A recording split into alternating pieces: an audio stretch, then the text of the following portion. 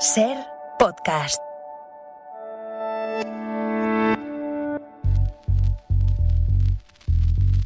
En la cadena Ser,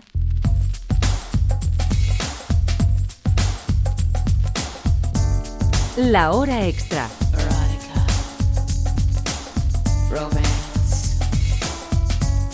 Con Dani de la Fuente. My name is Dita. I'll be your mistress tonight. I'd like to put you in a trance. If I take you from behind, push myself into your mind when you least expect it. You try to reject it. If I'm in charge and I treat you like a child, will you let yourself go wild? Let my mouth go where it wants to. Give it up, do as I say. Give it up and let me have my way. I'll give you love, I'll hit you like a truck. I'll give you love, I'll teach you how to. Bienvenidos, bienvenidas a La Hora Extra con Erótica de Madonna. La cantante ha agradecido esta semana a sus seguidores el apoyo después de unos días ingresada en la UCI. Se ha recuperado y va a retomar su gira. Una de las definiciones de la Real Academia para erótica es atracción muy intensa, semejante a la sexual, que se siente hacia el poder, el dinero o la fama. Por su dinero, por su fama, por su poder, por su sexualidad, Madonna ha sido una de las mujeres más influyentes del mundo durante décadas, aunque hoy en la lista Forbes no aparece. Si están por debajo de Ursula von der Leyen, que es la más influyente, Rihanna, Taylor Swift, Beyoncé o Dolly Parton.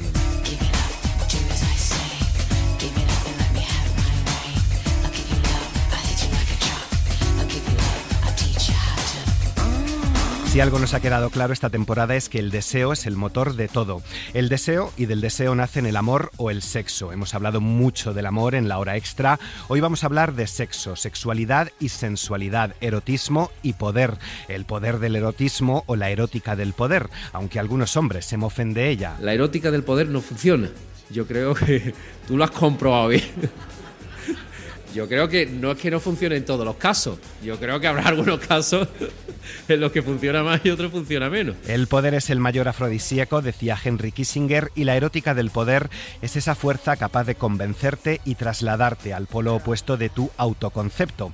Una de las que entendió a la perfección esa sensación fue Marilyn Monroe o María Callas, de la que hemos hablado mucho en este programa este 2023. Mucho ha abordado la cultura, la atracción de las mujeres hacia los hombres poderosos, pero ¿son igual de atractivas las mujeres poderosas para ellos? ¿O las ven como autoritarias y agresivas? ¿Cuestionan su masculinidad? ¿Se sienten menos hombres?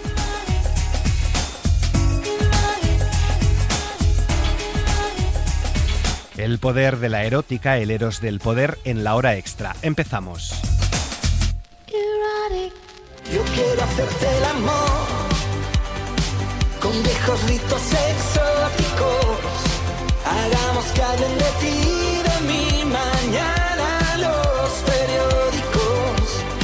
Yo quiero verte danzar al son de ritos eróticos, que gire el mundo al revés, que aplaudan todos los católicos. El sexo tiene el poder de mover el mundo, amarlo y destruirlo, y ese poder se llama Salomé. Esta semana llega al Festival de Mérida Salomé, una obra escrita y dirigida por Magui Mira, protagonizada por Belén Rueda. Con las dos hemos hablado en una sala de ensayos de Madrid antes de estrenar esta semana.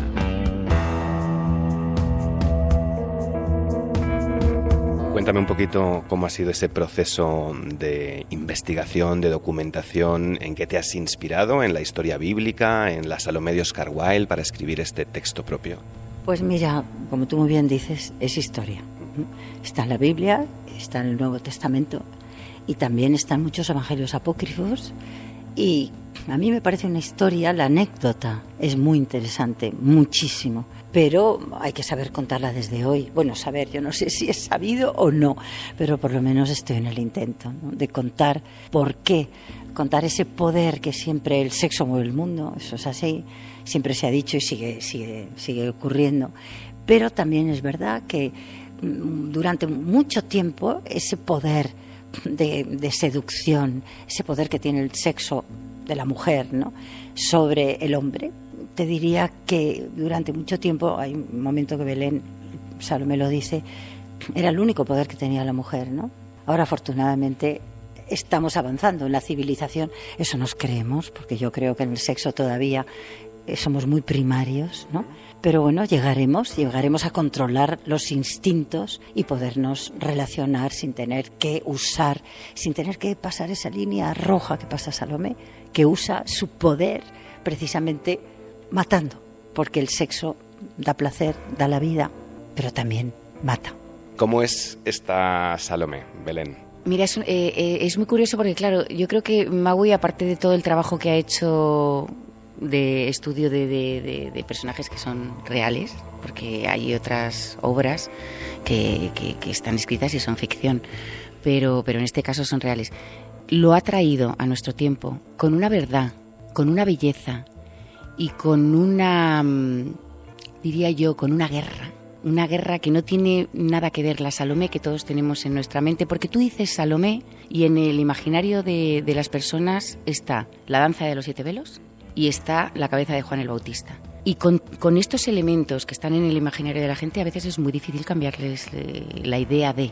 Y entonces Maui ha hecho algo muy, muy actual, porque es verdad que el sexo mueve, pero también el erotismo, que siempre lo relacionamos con el sexo, no tiene solamente que ver con el sexo. Y digo que lo ha traído a la hora, a la actualidad, porque el erotismo no es solamente sexo, es también seducir en determinados ambientes, seducir en el trabajo, seducir a los amigos. Y seducir no quiere decir que acabes siempre en la cama, quiere decir que consigues lo que quieres.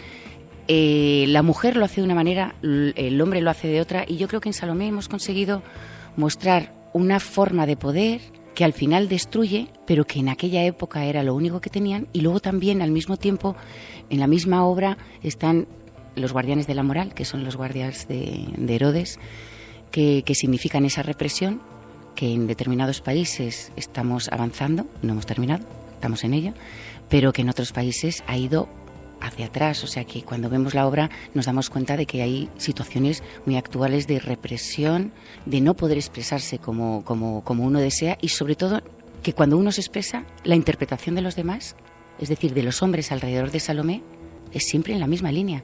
Y no tendría por qué ser eso. Tú quieres conseguir algo, intentas hablar de una manera normal para conseguir algo, con todas las armas que tú tienes, pero eso no quiere decir que solamente quieras, por ejemplo, sexo con esa persona, sino que tú quieres conseguir algo. Y si no lo consigues, pues pasa lo que le pasa a Salomé, que entra en desesperación. Y luego también es verdad que era una época muy especial. De hecho, Herodías, mi madre, hay un momento en el que vemos a una mujer rota, pero que ha decidido utilizar no muy bien el poder que tiene, porque es que en la realidad, y lo dice ella misma, Herodías, que lo ha escrito Maui, a los 12 años su padre la casó y tuvo a Salomé con 12 años. Bueno, eso es historia, eso está escrito así en la Biblia, claro. Luego la Biblia también la tienes que coger con papel de fumar, ¿no? Pero en fin, se ha escrito tanto, pero lo que dice Belén es absolutamente cierto, que no son personajes, no estamos hablando sobre personajes que pertenecen a la mitología, no, estamos sobre personas que han existido, son historia. Estamos hablando también, para mí, esta función mucho para mí es importante, de la gran pandemia que para mí estamos viviendo hoy, ¿no? Que no somos capaces de solucionar, que es, no hay antídoto de momento para eso, y es el no poder soportar la frustración, y esa frustración crece cuanto más poder tienes. Y tiene mucho que ver con la corruptela, también con la corrupción, ¿no? Más tengo, más creo que voy a conseguir, pero entras en un círculo, ¿no? Porque quieres más, nunca te sacias, porque no somos capaces de dar valor al presente, ¿no? Y en esta función estamos trabajándolo así, también siempre con mucha ironía, porque el humor forma parte de la vida, no se puede diseccionar, el humor está ahí, en la tripa del ser humano, ¿no? Y estamos trabajando desde ahí, muy físico, yo busco siempre la belleza, la emoción y el arco de pensamiento, saber qué queremos contar, ¿no? Cómo queremos seducir al espectador, como dice Belén, ¿no? Hemos visto personajes femeninos en el Festival de Mérida, como Clitemnestra, que también los hombres han dado una imagen de ella, pero nunca se la ha escuchado a ella misma. Hemos visto las asambleístas, donde se le daba voz a las mujeres, porque en la obra de Aristófanes estaban desaparecidas las mujeres. ¿Qué le dice esta Salomé a la generación, al público de los primeros años del siglo XXI? Del siglo XXI. Pues mira, estamos hablando de que buscamos un mundo mejor, todos. Lo quiere Salomé, lo quiere el Bautista, cada uno desde su parcela de pequeño poder, porque yo creo que todas las personas tenemos nuestra parcela de poder, estemos donde estemos. Hay que saber hacia dónde te diriges, ¿no? Pero todo el mundo tiene su parcela de poder, hay que saberla usar. Y está claro que hay todos los personajes, desde Herodías, Herodes incluso, bueno, Herodes, te diría, ¿no? Porque es una manera de que cada uno no sabe cómo gobernar su vida, cómo hacerlo, y van fracasando en la vida. En vez de llegar al goce, llegan a esa cosa tan abstracta y tan dañina que es la culpa que trastorna, ¿no? Pero en este caso yo te diría que todos los personajes y todo el equipo, lo que queremos comunicar es que un mundo mejor puede existir, un tiempo nuevo puede llegar, y en eso estamos trabajando y eso es lo que queremos transmitir. Bueno, ya te he dicho los personajes que participamos, y yo creo que cada uno dentro de su parcela lo que busca es la libertad. Es algo un poco más abstracto. Hay un deseo de cambio individual de cada uno de los personajes y cada uno hacia un lado.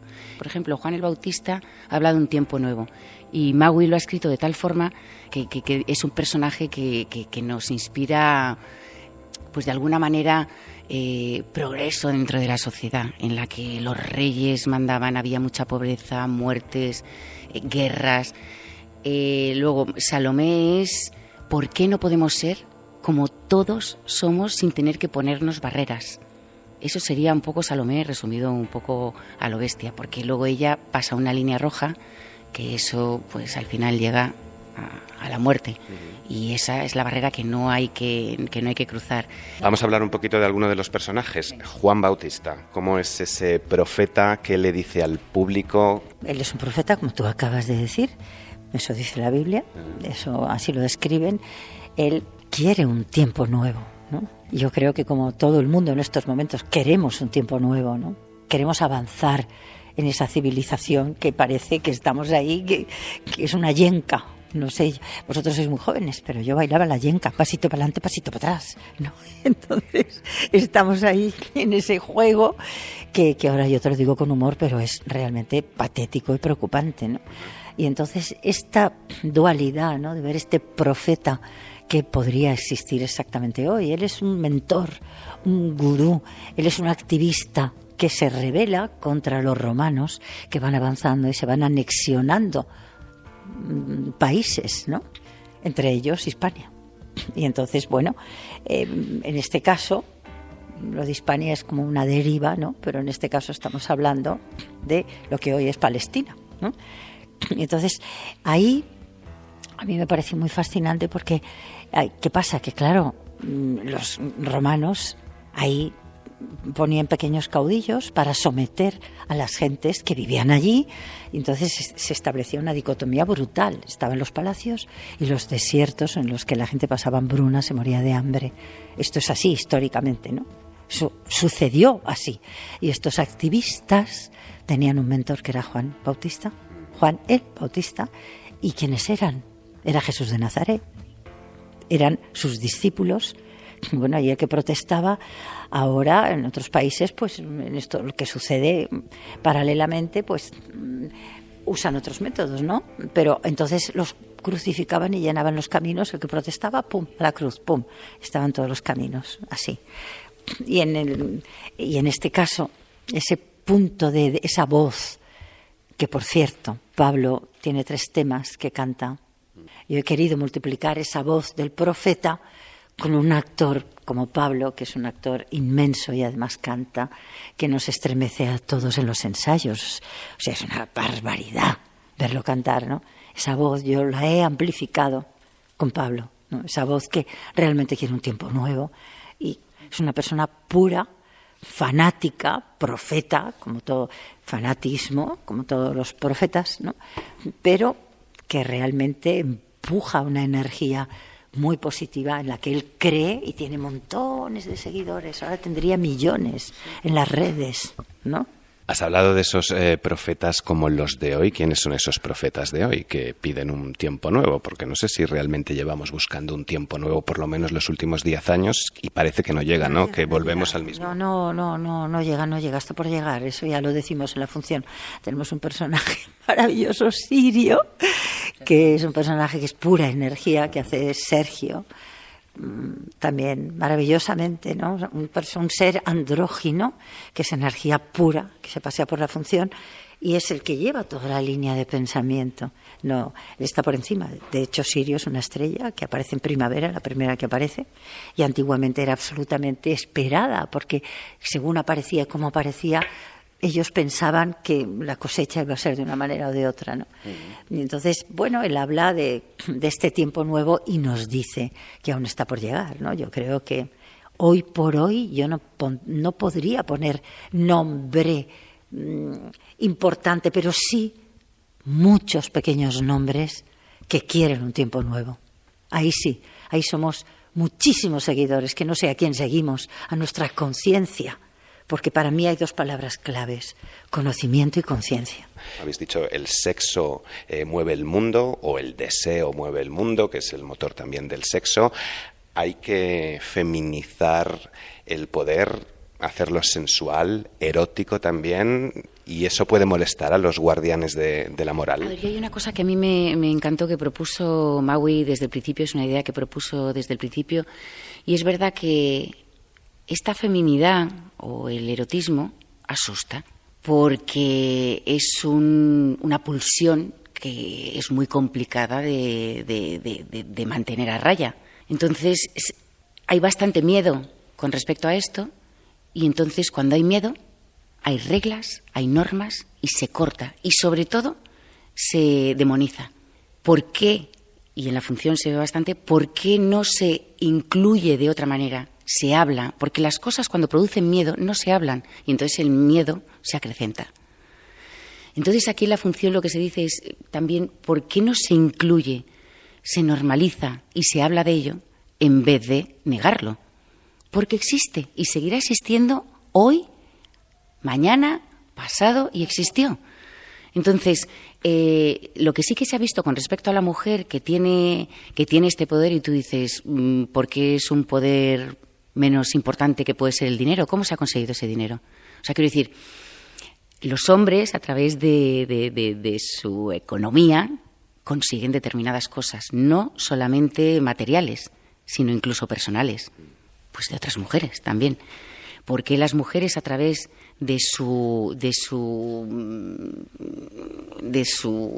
forma de hacer, de su forma de comportarse, que no tiene que estar relacionado solamente con el sexo, no pueden conseguir esas cosas. Hay que saber estar también en los sitios, hay que saber qué decir también en los sitios. Y eso hay muchas mujeres que lo saben porque durante mucho tiempo han tenido que conseguir cosas sin tener que decir, oye, mira, quiero este vaso. No, tengo un poco de sed. ¿Qué te parece si nos vamos a tomar un vaso de agua? No puede decir quiero agua. Entonces, como sabes que esa cosa que tú deseas, al final el hombre sabe que la mujer lo va a conseguir, entonces se demoniza. ¿Eres una puta? Y sin embargo, si eres un cabrón, oye, pues mira qué gracioso, que eres un cabrón. Perdón por las palabras, no sé, bueno, si es el horario para decirlo, pero es que es así. Y entonces se demonizan determinados comportamientos que son también un camino para conseguir determinadas cosas. Claro, y esto en la función se cuenta. Ella es lo único que tiene porque no le han dado otras herramientas, no le han dado otras cosas. Me encanta escuchar a Belén porque es lo que estamos haciendo. Lo que tú, bueno, yo asocio lo que tú acabas de contar con lo que ahora llaman capital erótico y que realmente científicamente está comprobado que ese poder existe. Y ese miedo del que habla Belén, efectivamente los hombres siempre lo han demonizado. Es la femme fatale, por ejemplo, ¿no? Empezando por Eva, ya, pasando por las lolitas y pasando por todas las mujeres que realmente tienen ese poder, porque el capital erótico es más o menos, depende, porque al final todo es un cóctel hormonal, ¿no? Unido además a la inteligencia, porque la inteligencia está en la seducción también, ¿no? Y, o sea, se suman muchas cosas, la belleza física o no, porque fíjate que Cleopatra, todo el mundo dice que era horrorosa, y mira el capital erótico que tenía, que ella hacía lo que quería, pero ¿qué armas usaba? Y mira que tenía ejércitos y flotas en el mar, que luego se las tragaban los vientos. La que no se tragaron nunca fue su capital erótico, por ejemplo, ¿no? Entonces, eso existe, y entonces es verdad lo que dice Belén, asusta. Se demoniza. Pero se hace. Pero el tema es que se hace, pero se esconde. Se hace y se hace a escondidas. Sí. No quiero decir que a lo mejor pues ahora solamente sea eso lo que con esto no estoy diciendo que con esto se tiene que gobernar, pero que se tiene que normalizar o hablar determinadas cosas en vez de demonizarlas, porque siguen existiendo y se hacen a escondidas. Y precisamente los grupos o las personas que más las demonizan son las que más la utilizan. La hora extra. Me gustaría inventar un país contigo para que las palabras como patria o porvenir, bandera, nación, frontera, raza o destino tuvieran algún sentido para mí. Seguimos analizando la erótica del poder con Gioconda Belli. La poeta y escritora nicaragüense creó en los años 80 un partido político, el Partido de la Izquierda Erótica. Fue muy divertido porque triunfa la revolución. Nosotros estamos esperando que se cumplan las promesas, las reivindicaciones que habían para las mujeres, y de repente todo era espérense, ahorita no es el momento. Y entonces empezamos a decir, aquí tenemos que luchar otra vez ahora por nuestros derechos. Y entonces, ¿cómo lo hacíamos, no? Entonces, había un grupo de nosotros que éramos amigas y teníamos posiciones intermedias. Había una era que trabajaba en el periódico, yo trabajaba con radio y televisión, otra era de la Asociación de Trabajadores del Campo, y así estábamos en posiciones importantes medias, porque no, las altas nunca no las tuvimos las mujeres. Pero desde ahí decidimos hacer estrategias conjuntas. Entonces nos juntábamos en las casas escondidas, o sea, a nadie le decíamos lo que estábamos haciendo, supuestamente era reunión de mujeres para pasar alegre, y discutíamos las propuestas y las estrategias que íbamos a seguir, cada uno en su lugar. Gioconda Belli ha estado en la hora extra para presentarnos El país de las mujeres, una novela que publicó en 2010 y que ha reeditado este año Seix Barral. En Faguas, un grupo de mujeres crea un partido político, el Partido de la Izquierda Erótica. Una erupción volcánica hace que se reduzca temporalmente el nivel de testosterona de los hombres, volviéndolos más mansos, dóciles, sensibles y permitiendo que estas mujeres ganen en las elecciones y alcancen el poder. Pero ¿qué es lo que pasa con este libro? A mí me parece que este libro, dentro de toda la construcción que hace de cómo se forma el partido y todo eso, también tiene un montón de ideas fuera de la caja. O sea, totalmente fuera de la caja. Son ideas, por ejemplo, la idea de que estas mujeres cuando llegan al poder invitan a ministras de otros países, o sea, porque saben que no tienen toda la experiencia que tienen otras mujeres en otras partes del mundo. Entonces, ¿por qué tienen que ser ministras, que tienen que ser nacionales? Si pueden venir a ayudarnos todas estas mujeres maravillosas de otras partes del mundo. La idea de los votantes calificados, que preparar una masa dentro del país de gente que esté bien informada de la política y que pueda votar con criterio y que esos tengan doble voto, ¿no? La idea, pintan las armas y los tanques y todo de rosado, tienen toda una visión diferente de la economía, siembran flores para venderlas, venden la protección del medio ambiente. Ellas dicen, nosotros estamos produciendo bonos de carbono, entonces páguenos los bonos de carbono. O sea, hacen todo y la idea es que la naturaleza del poder es lo que impide que las mujeres tengan una participación mayor, porque la naturaleza del poder es tan masculina que obliga a la mujer a masculinizarse y además la espanta. Muchas mujeres, yo leí en Francia, por ejemplo, cuando se da la paridad, las mujeres no querían participar en cosas políticas, porque es un mundo pensado para los hombres, desarrollado para los hombres, y donde ellas se sentían que tenían que estarse falsificando constantemente. Cuando Gioconda Belli presentó el libro por el año 2010, decía que escribía la novela con la esperanza de que la realidad, paso a paso, se acabara pareciendo más a esta ficción. En estos años hemos visto avances, pero también nos enfrentamos a serios retrocesos para los derechos de las mujeres. Claro que pueden haber retrocesos, ¿no? Es tremenda la posibilidad, ¿no?, de que la extrema derecha tiene un programa de retrocesos para las mujeres, porque tienen miedo, ¿no?, de que todas las tradiciones que ha roto, ¿no?, este avance de las mujeres, tienen nervioso a los hombres. Yo creo que también el aumento de la violencia doméstica en todo el mundo, no solo en América Latina ni en España, tiene que ver con que a las mujeres no se están sometiendo, ¿no? Entonces yo creo que el retroceso no lo podemos permitir.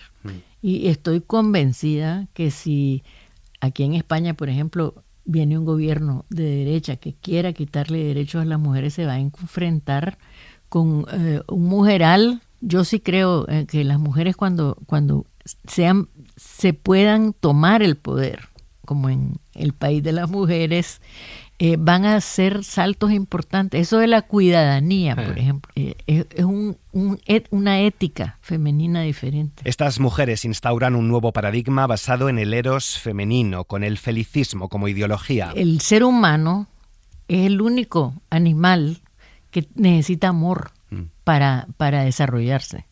O sea, y las mujeres venimos equipadas con una fábrica de seres humanos adentro, y tenemos la capacidad instalada, digamos, para amar a ese ser que va a salir de nosotros y poderlo nutrir y poderlo cuidar, porque es larguísimo el cuidado de un niño, ¿no? Un animalito, un caballito se para al ratito, pero el niño es completamente indefenso y además necesita el amor. Eso es bien interesante. Ha habido estudios que enseñan cómo un niño que es abrazado y cargado se desarrolla mucho mejor que un niño. Entonces, el poder del eros femenino reside precisamente en ese cuerpo maravilloso que es capaz de dar vida. O sea, y tenemos todo el instrumental para no solo dar vida, sino alimentarla. Y eso, ¿qué necesita eso? La sexualidad. ¿No? Entonces hay toda una conexión muy sabia de la naturaleza, pero la sexualidad femenina ha sido castigada. O sea, desde que vemos el patrón, el cuento, el mito de Eva en el paraíso, comparado con la Virgen María. O sea, esos son los dos paradigmas. O sos la Eva que hizo que se perdiera el paraíso terrenal, o sos la mujer decente, modesta, que es virginal. Que ese es el modelo que te ponen, ¿no? Entonces, el eros femenino ha tenido que defenderse, ha tenido que manifestarse de muchas maneras y siempre son castigadas. Y la derecha, por ejemplo, tiene un enorme problema con el eros, porque tienen una visión de la mujer como objeto sexual. Entonces ahora las mujeres queremos ser sujetos de nuestra propia sexualidad y lo hemos ido logrando, ¿no? Pero todavía es un camino difícil, ¿no? Todavía todas esas argumentaciones que se dan para las violaciones, de que si la mujer lo quiso o no lo quiso, por eso la ley del sí es importante. Puede haber sido escrita de una manera que hizo que se salieran unos cuantos, pero 117, no es que hayan salido miles de violadores a las calles como lo hacen sonar a veces en los programas, ¿no? Los dirigentes de la derecha. Entonces, yo creo que la rabia que ha habido contra el feminismo aquí en España es notable, es una cosa que uno se queda asustada, porque yo digo, ¿por qué? O sea, ¿cómo es posible que el feminismo se haya convertido en una cosa tan polémica? Gioconda Belli coincide con Magui Mira en el origen de esa rabia, de ese odio. Yo creo que el odio viene de la frustración y viene de la dominación, porque es de no poder hacer lo que les da la gana, no poder hacer lo que quieren hacer. Y entonces cuando viene por el otro lado, un rechazo, entonces empiezan a inventar y a convertir al contrincante, digamos, en enemigo. Eso está visto, o sea, científicamente, sociológicamente, que crear un enemigo para quienes no tienen mucho que ofrecer es fundamental porque el enemigo inmediatamente despierta las alertas en la persona. Es como el miedo, ¿no? Ese instinto que tenemos de volar o de pelear. Te activa el instinto de pelear. ¿Y sería más pacífico y sostenible un mundo gobernado solo por mujeres? Es una pregunta recurrente este año en La Hora Extra. Mira, yo en primer lugar apuesto por un mundo donde haya hombres. Ajá. Yo no creo, ni creo que sería muy triste que no hubiera hombres. A mí me encantan los hombres, creo que son fantásticos y creo que los hombres están también siendo transformados. Los hombres, es una de las tareas pendientes de los hombres y de todos ustedes, entender lo que es la masculinidad. Porque nosotros hemos hecho nuestra tarea, hemos entendido de dónde viene la supeditación de la mujer, hemos leído muchísimos libros, pero los hombres yo no sé cuántos se han preocupado por analizar cuál es la esencia de la masculinidad, del machismo, etcétera. Tendrían que tener talleres también, porque eso es fundamental. Lo que nos falla todavía es que estamos en un proceso. Y el proceso tiene todos esos obstáculos, ¿no? De no saber, de no querer dejar de ser de una manera, porque ustedes tenían muchas ventajas. O sea, es como dejar de tener ventajas. Y entonces se sienten atacados, se sienten inseguros, sin esto querer decir que no haya mujeres insoportables como la que tenemos en Nicaragua, ¿no? Hay también la mujer que usa el poder de una manera machista puede ser perversa y cruel, ¿no? No todas las mujeres son, por ser mujeres, digamos, buenas o qué sé yo, ¿no? Inmaculadas, sí. O inmaculadas o que tienen empatía. Muchas mujeres no tienen empatía. Los hombres tenemos una tarea pendiente, dice Beli, aunque también las mujeres, como advertía Belén Rueda. Y yo creo en el poder de la seducción. Creo que la sexualidad también tiene una función social y una función de convencer. Yo creo que también podemos ocupar al mismo tiempo que el enfado. Yo respeto el valor del enfado, pero también creo que hay maneras de convencer a los demás y sobre todo a los hombres en las que hemos tenido mucha experiencia. Y tenemos que no tenerle miedo a eso, ¿me entiendes? Uh-huh. Porque hay todo, también dentro de las mujeres hay como un rechazo a su propia esencia sexual y erótica y todo eso, porque se ha asociado mucho con la mujer trofeo, con la mujer tradicional. Entonces también las mujeres tenemos que revalorar nuestro ser mujeres, ¿no? En todo el sentido de la palabra. Pues termino con dos reflexiones a propósito de los hombres. Una es una frase con la que no estoy muy de acuerdo. Lo único que los hombres hacen bien de pie es orinar. Creo que ni eso hacemos bien, Gioconda. Ya te lo digo, y si no te puedes pasar ahora por los servicios de aquí. La segunda, los hombres sangran en las guerras, nosotras sangramos todos los meses para la vida. Gioconda Belli, gracias por haber estado en La Hora Extra. Felices vacaciones y mucha suerte. Gracias, Daniel. Ha sido un gran placer platicar con vos. Igualmente. De niñas escuchamos los mismos sermones. Vimos las mismas películas. Tuvimos los mismos temores. Sangramos en los mismos parques, nos curaron las mismas madres. Hoy tengo ganas de verte, con nadie me río tan fuerte. Eres parecida a mí y a la vez tan distinta. Seguimos con dos mujeres, la primera Juana Francés, una artista alicantina sobre la que también se han puesto muchas etiquetas que ahora una exposición trata de borrar. Nos vamos a la sede alcoyana del IBAM, del Instituto Valenciano de Arte Moderno, que reúne más de un centenar de piezas y documentación de esta pintora invisibilizada durante la dictadura, la única mujer del grupo El Paso. Radio Valencia, Paula Pérez.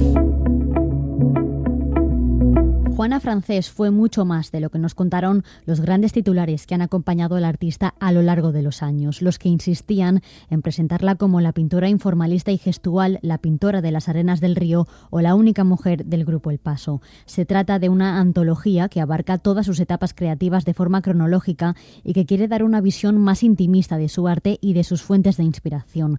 Resalta, por ejemplo, la influencia que tuvo el teatro del absurdo de posguerra en sus piezas o cómo quiso poner de relieve la incomunicación del hombre en la era moderna. Lo explica la comisaria de la muestra, María Jesús Folk. Por ejemplo, desde su etapa figurativa, Juana apostó siempre por personajes que se autocensuraban, personajes sin boca. Eso es una de las cosas o hitos fundamentales de su pintura de posguerra, ¿no? Quiso poner de relieve la incomunicación del hombre en la era moderna, pero también los grandes silencios, quizá los silencios que ella misma guardó como mujer en una sociedad muy rígida moralmente durante el franquismo, ¿no? Pero también busca poner en valor la figura de Juana Francés como una de las artistas españolas más importantes del siglo XX. Y no solo lo fue de puertas para adentro, sino que su arte se exhibió en varias muestras internacionales celebradas en ciudades como Venecia, París o Nueva York. Es decir, fue una artista que, sobre todo en la época de los 60 y los 70, fue incorporada dentro de un programa expositivo importante, tanto nacional como internacionalmente. Da una idea de su importancia en aquella época, que sí que fue reconocida realmente, ¿no? Pero después un poco olvidada. Y la novedad es que se muestran elementos inéditos que hasta ahora se desconocían, como su participación en los poblados de colonización dirigidos por el arquitecto José Luis Fernández del Amo, que revelan su interés por la arqueología, o la relación de sus últimas series Cometas y fondos submarinos con las imágenes recepcionadas en la Tierra desde una nave espacial enviada por la NASA tras su llegada a la órbita de Marte, y especialmente los dibujos sobre papel que inició en 1963. Ese tipo de pequeñas cosas que no conocíamos son las que se van poniendo un poco en consonancia en la exposición. También, por ejemplo, una serie de dibujos que muestra una evolución dentro del campo de dibujo bastante importante. ¿Por qué? Porque el papel, a partir de los años 70, va a resultar importante para ella. Se rompió el brazo y entonces se inclina hacia un material mucho más etéreo, que no pesa y que es fácil de trabajar. Una exposición, en definitiva, que huye de las etiquetas para poner el foco en su valía artística y que permanecerá abierta al público hasta el 14 de enero de 2024. De Juana Francés a Julia Spínola, la luz natural ilumina la obra de esta artista madrileña en el Museo Artium de Vitoria. Depende de la hora del día y del día del año en el que la visitemos, la sensación será diferente. Las estructuras de Julia Spínola nos invitan a reflexionar sobre qué es una persona, sobre las imágenes que se graban en nosotros y juegan con el tiempo. El pasado es presente. Ser Vitoria, Ivonne Goicoechea. Persona, fotocopia, 3 palabras que dan nombre a la exposición que presenta Julia Spínola en el Museo Artium de Vitoria-Gasteiz. La reputada artista combina piezas de la última década con nuevas creaciones para ofrecer al público una experiencia única. La propia autora nos lo cuenta. Persona porque me pregunto también desde hace un tiempo qué pueda ser una persona, qué quiero yo que sea una persona. Foto es luz. También es una condición que tiene mucho que ver con la imagen, ¿no? con la aparición de la imagen. Y copia es una palabra que tiene una etimología muy bonita, que es riqueza, abundancia, ¿no? De ahí copioso, cornucopia, etcétera. Es una palabra muy denigrada en nuestra cultura, pero me parece que tiene un gran valor, porque tú copias aquello que quieres multiplicar.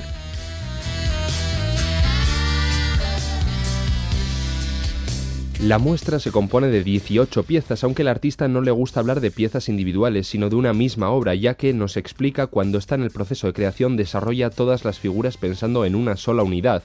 Insiste en que no le gustan las exhibiciones jerarquizadas, no piensa en un recorrido, sino en una misma obra en la que todos los elementos son de igual importancia. No quiero tanto transmitir algo, sino proponer un lugar en el que cada uno pueda estar, ¿no? También dilatar un tanto los tiempos de estar en un sitio. No quiero tampoco hacer exposiciones en las que la gente tenga que leer cartelas para... Sí que es verdad que a veces eso se pueda entender como algo un tanto antipático, pero para mí es justo lo contrario, es no querer decir a la gente lo que tienen que pensar. Un espacio singular para una exposición única. La sala A2 del Museo Artium cuenta con unas ventanas altas en forma de escotilla que permiten alterar el estado de luz del lugar en base a las necesidades de la muestra. La iluminación es una característica que Spínola viene cuidando en sus últimas obras y que, según la artista, damos por hecho, pero afecta mucho a la manera de ver las figuras. Las salas de exposiciones suelen ser como cajas cerradas donde tú creas unas condiciones muy particulares que duran por un tiempo, entonces como que es una especie de imagen fija que dura 3 meses, 4, 5, 6. En este caso, bueno, pues tanto las horas del día, ¿no?, como los meses, ¿no?, como que todos esos cambios de luz, que es algo que está todo el rato moviéndose, pues que eso está incluido en esa temporalidad o ese cambio está incluido en la exposición, es algo que quería probar porque tampoco es tan habitual tener la posibilidad de probar algo así, ¿no?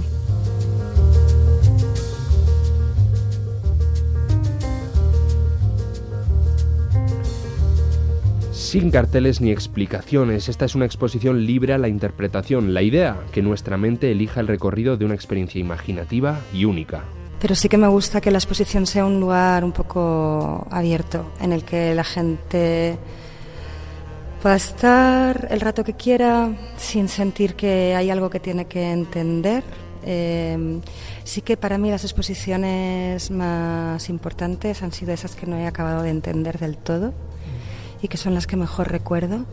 Entonces ese archivo de imágenes mentales, ¿no?, que cada persona un poco lleva consigo, yo creo mucho en eso, en que las cosas resuenen, ¿no?, porque podemos recordar. Entonces me gusta que no pensar una expo como algo que está solo en un momento determinado, en un espacio determinado, sino en algo que... La exposición estará disponible hasta el 10 de diciembre de 2023 en el Museo Artium de Vitoria. Y terminamos en Avilés con Eduardo Úrculo. La exposición Úrculo, el enigma del viajero, en el Centro Niemeyer, recoge un centenar de pinturas y esculturas de este creador vasco-asturiano, desde sus icónicos hombres con sombrero y gabardina hasta los acrílicos del pop art más transgresor. Sus obras han estado cargadas de deseo y color, de sexualidad y erotismo, nuestro tema de hoy. Recorremos su mundo de deseos y fantasías con Josu Alonso de Ser Avilés.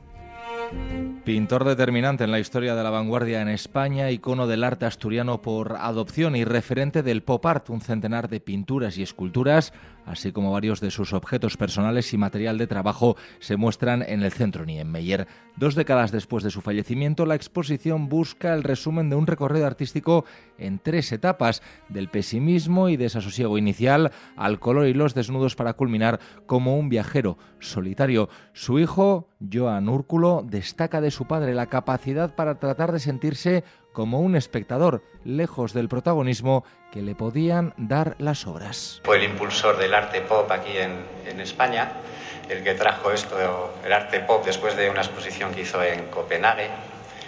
Cambió de la época sombría y dura pues al color. Esos 2 cuadros ahí donde estoy yo representado fue ya el cambio a pintar personajes, a pintarse a él mismo. No le gusta decirse que era él mismo, como no le gusta decirse que se retrataba él, era más el espectador observando bueno, pues lo que plasma el lienzo. La muestra, comisariada por Alicia Ballina, enseña a varios Úrculos y rompe de alguna manera con el cliché de representación de maletas, sombreros, paraguas o gabardinas. Eduardo Úrculo es, mediante su lienzo, el grito de los asturianos ante la crisis industrial de los años 50, aunque hay más. Úrculo es aprendizaje, Úrculo es exploración y cómo transita, ¿no? Porque ese es el título de la exposición, el enigma del viajero. El viaje que realiza Úrculo es un viaje físico, pero también es un viaje emocional, un viaje metafórico, un viaje experimental. El único viaje del alma es la imaginación y la memoria, decía Eduardo Úrculo. La exposición se puede visitar hasta el próximo 15 de octubre. Muchas gracias por acompañarnos, que tengan buena semana. Suscríbete a La Hora Extra. Todos los episodios y contenidos adicionales en la app de Cadena SER y en nuestros canales de Apple Podcast, Spotify, iVoox, Google Podcast y YouTube. Escúchanos en directo en la SER los domingos a las 7:30 de la mañana. Cadena SER. La radio.